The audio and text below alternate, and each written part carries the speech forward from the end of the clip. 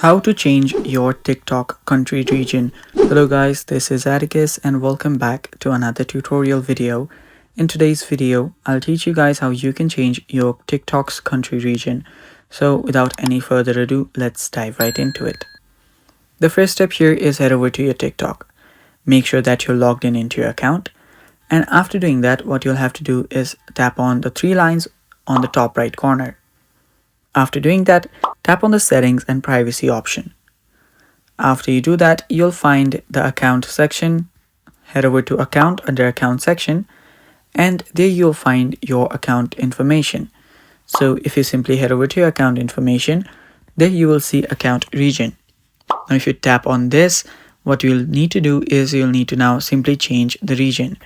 Now simply choose for the region where you want to change it. I'll just change it to United States.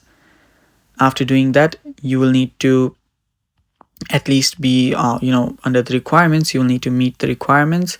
As it says right here, you will need to use TikTok in that very region for 60 days. So since I'm not in that region, I cannot change it right now. But what you can do is if you just moved into some place else and now you want to change the region to that very place, you can do this easily. And that's basically how you change TikTok region or country.